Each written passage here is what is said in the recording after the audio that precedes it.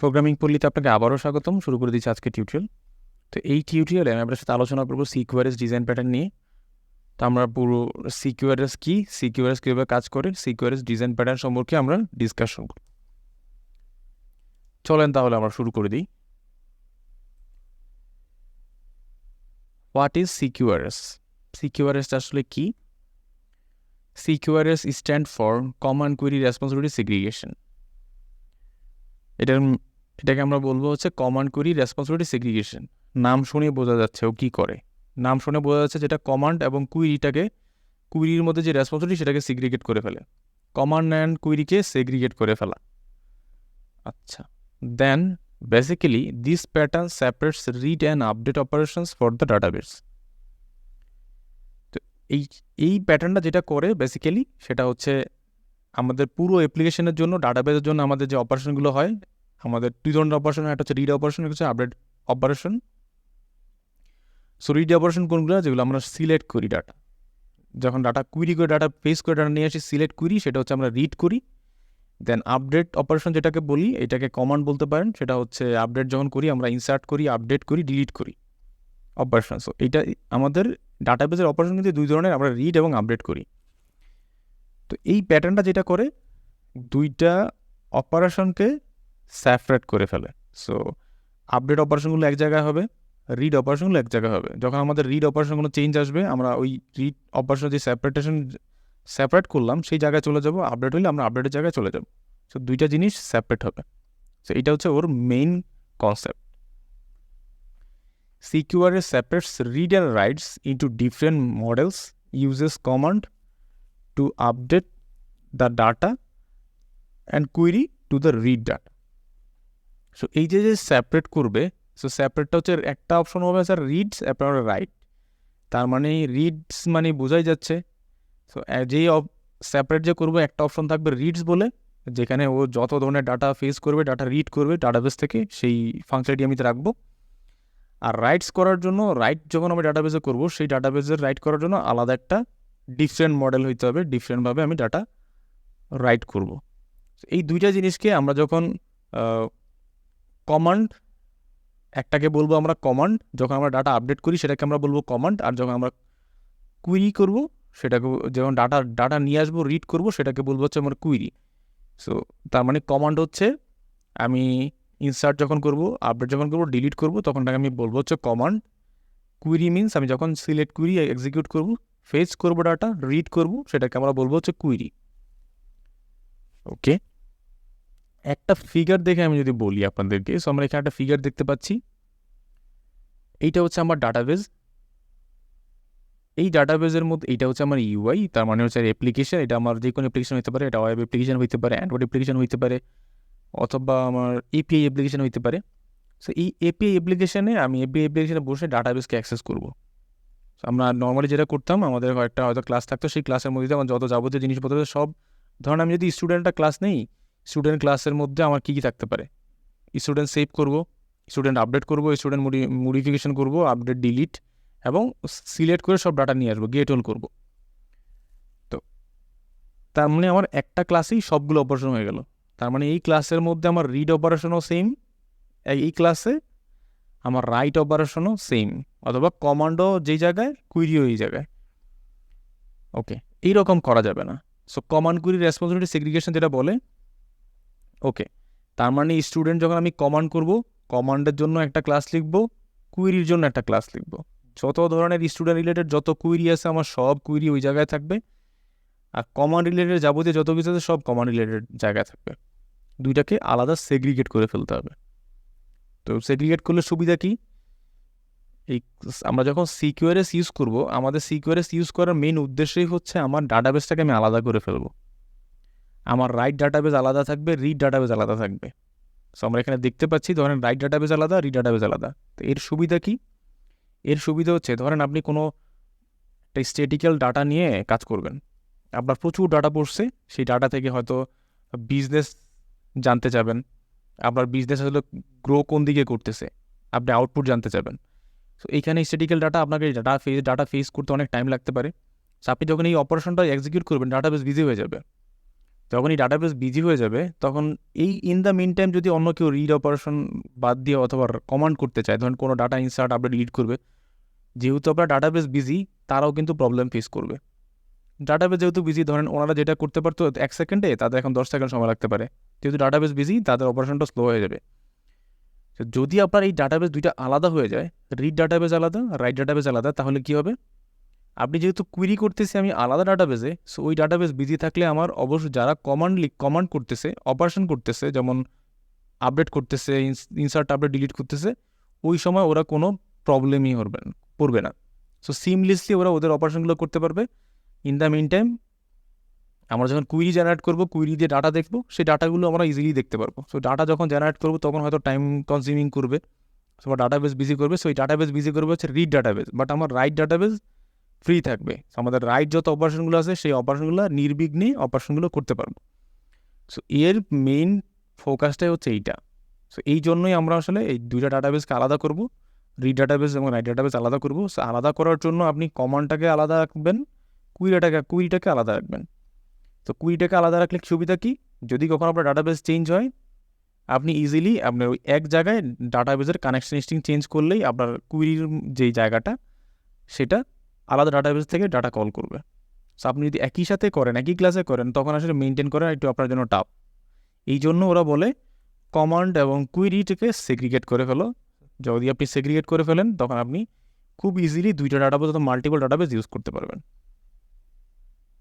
ওকে, এইটাই ছিল আসলে সিকিউআরএসের মেইন থিম। ওরা আসলে এই জন্যই আসলে সিকিউআরএসটা নিয়ে আসছে। দেন হচ্ছে ওয়াই ইউজ সিকিউআরএস, আমরা কেন আসলে সিকিউআরএসটা ইউজ করব? প্রথমত তো শেখার জন্য ইউজ করব। যদি আমরা ট্রাই করব জানার জন্য সিকিউআরএসটা কী, জানার জন্য একটা এক্সাম্পল প্রজেক্ট করব, সেখানে করে শিখব। বাট এইটা আপনার যদি রিয়েল ফিল্ডের কথা বলি, আপনার রিয়েল ফিল্ডে যে সফটওয়্যার আছে সেই সফটওয়্যারের জন্য সেটা সুইটেবল কিনা, সেই জন্য আপনার আসলে চিন্তা করতে হবে। আপনাকে নিজেকে কোয়েশ্চেন করতে হবে কেন আমি এটা ইউজ করব। সো যদি লার্জ প্রজেক্ট হয় high performance is required and independent scalability is required. যদি আপনার বড় কোনো প্রজেক্ট হয়, এই বড় প্রজেক্টের আপনার পারফরমেন্স অনেক হাই লাগবে এবং স্কেলেবিলিটি করতে পারবেন। ওই যে আমরা দুইটা ডাটাবেস ইউজ করব, দুইটা ডাটাবেস ইউজ করলে হচ্ছে আপনার পারফরমেন্স এমনিই বেড়ে যাবে।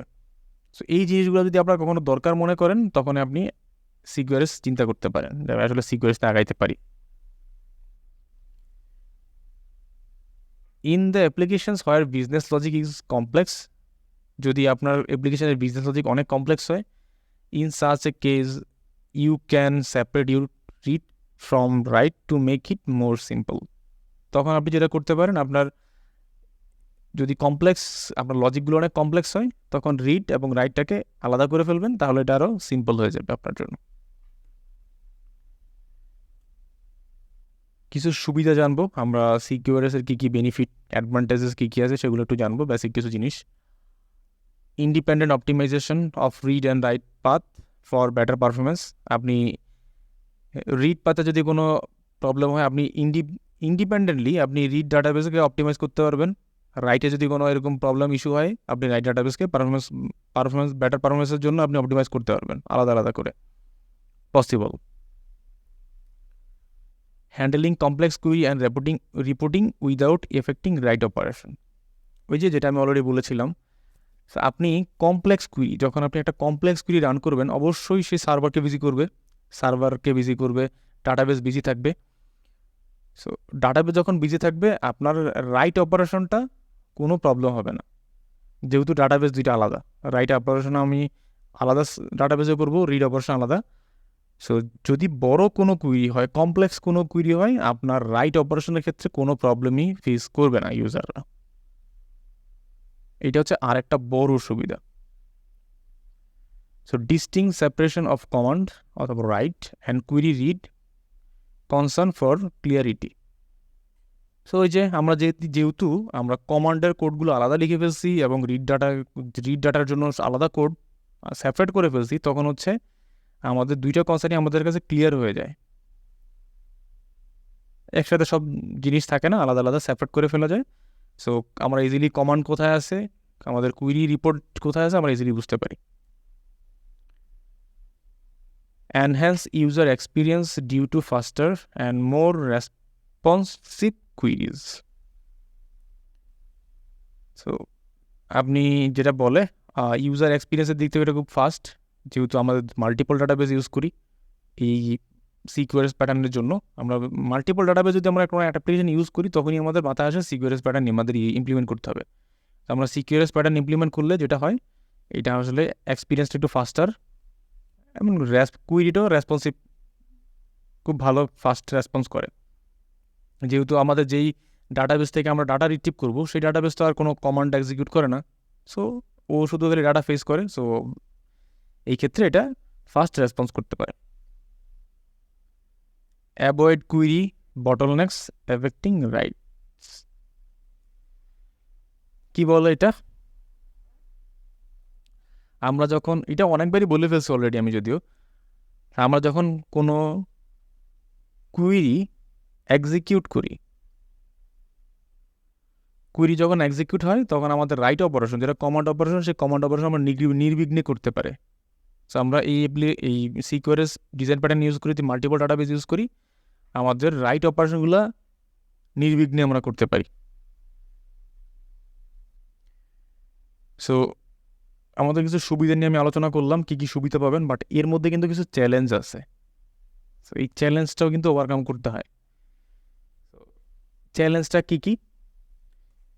এই চ্যালেঞ্জটা হচ্ছে increase complexity to architecture and code base.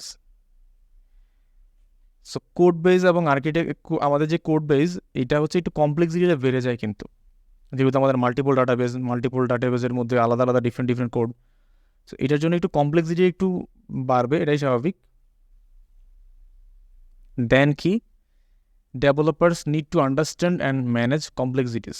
So যেই ডেভেলপারই কোড লিখবে তাকেও কিন্তু এই ক্যাপাবল হইতে হবে যে সে আসলে এটা ম্যানেজ করতে পারবে, এই কমপ্লেক্সিটি ম্যানেজ করতে পারবে এবং এই কমপ্লেক্সিটিগুলো বুঝতে পারবে। সো এই জিনিসটা তার মধ্যে থাকতে হবে, ডেভেলপারকে সেই ক্যাপাবিলিটি অ্যাবেল করতে হবে, অর্জন করে নিতে হবে।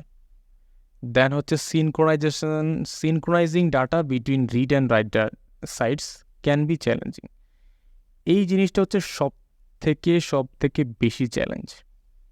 এই যে আমরা ডাটাবেসটাকে আলাদা করে ফেললাম, রিড ডাটাবেস আলাদা, রাইট ডাটাবেস আলাদা, বাট ডাটাগুলো দুইটাতে কীভাবে সিঙ্ক হবে? আমাদের যখন রাইট ডাটাবেস আমরা ডাটা ইনসার্ট করবো, সেই ডাটা তো আমি সাথে সাথে রিড ডাটাবেসে পাবো না। ওই সময় যদি আমি একটা রিপোর্ট টান দিই, রিপোর্ট করি অথবা কুইরি এক্সিকিউট করি, তখন তো এই ডাটাগুলো মিসম্যাচ করবে। আমার এক ডাটাবেস আছে, এক ডাটাবেসে নাই, বাট এই ডাটাটা আমি কীভাবে সিনক্রোনাইজ করবো? এই ডাটাবেসের সাথে সাথে কীভাবে আমি এই জায়গায় পাবো? এইটা হচ্ছে সব থেকে বেশি চ্যালেঞ্জিং। এইটা হচ্ছে অনেকভাবেই করা যায়। তো এই জিনিসটা আপনারা কীভাবে করবেন, এটা কীভাবে ম্যানেজ করবেন, কীভাবে অনেক অপটিমাইজ করবেন, এইটাই হচ্ছে সব থেকে বেশি চ্যালেঞ্জ এই সিকিউরিটি ডিজাইন প্যাটার্নের মধ্যে আমার কাছে মনে হয়। সো আপনাদের যদি কোনো অপিনিয়ন থাকে আপনারা একটু জানাবেন। সো এই সিকিউরিটি প্যাটার্ন ইমপ্লিমেন্ট করলে আর কী প্রবলেম ফেস করতে পারে, তো কী চ্যালেঞ্জ আছে, সো এই চ্যালেঞ্জগুলো আমাদের ওভারকাম করতে হয়। আমরা আপনাদের কমেন্ট সেকশনে বলবেন, আমরা জানতে চাই আরও কী চ্যালেঞ্জ আপনারা ফেস করেন। সো আমার কাছে মনে হয়েছে এইটা হচ্ছে সব থেকে ক্রুশিয়াল একটা চ্যালেঞ্জ, যেই চ্যালেঞ্জটা আপনাকে ওভারকাম করতে হবে, খুব ভালোভাবে ওভারকাম করতে হবে। Then synchronisation mechanism requires more effort. So আপনি যখন সিনক্রোনাইজেশন করবেন, এটার জন্য কিন্তু আলাদা আলাদা ইফোর্ট আপনাকে দিতে হবে, মাস্ট আপনাকে আলাদা ইফোর্ট দিতে হবে। আপনাকে এটাও চেক করতে হবে, প্রত্যেকদিন চেক করে দেখতে হবে যে আপনার সিনক্রোনাইজেশন ঠিকমতো হচ্ছে কি না। সো আপনাকে সিনক্রোনাইজেশন কোনো মিস হইলো কি না, এই জিনিসগুলোকে আপনাকে ইফোর্ট দিতে হবে always. Debugging and trouble shooting complex. So debugging এবং ট্রাবল শুটিং একটু কমপ্লেক্স, যেহেতু মাল্টিপল ডাটাবেসের মধ্যে চলে যায়, আলাদা আলাদা আপনার কোড বেস সেপারেট জিনিস, তখন ডিবাগিং এবং ট্রাবল শুটিংটা একটু কমপ্লেক্স হয়। সো এগুলো ওভারকাম করতে হয়, সো এটা হচ্ছে চ্যালেঞ্জ। সো এই ছিল ওভারঅল মোটামুটি চ্যালেঞ্জের আমাদের ডিসকাশন। যদি কারো কোয়েশ্চেন থাকে, কোনো কুইরি থাকে, আমাদেরকে কোয়েশ্চেন করবেন, কমেন্ট সেকশনে জানাবেন, আমরা ট্রাই করবো রেসপন্স করার জন্য। আর আমরা অবশ্যই আমাদের যে অর্ডারিং মাইক্রো সার্ভিস আছে, সেই অর্ডারিং মাইক্রো সার্ভিসের মধ্যে আমরা শিক্ষার জন্য আমরা সিকিউরিটি ইমপ্লিমেন্ট করব এবং দেখাবো আপনাদেরকে স্টেপ বাই স্টেপ স্ক্র্যাচ থেকে আমরা কীভাবে সিকোয়ারেন্স ডিজাইন প্যাটার্ন ইমপ্লিমেন্ট করতে পারি। ওকে, এতক্ষণ সাথে থাকার জন্য সবাইকে আবারও ধন্যবাদ। এখানেই বিদায় নিচ্ছি। আল্লাহ হাফেজ।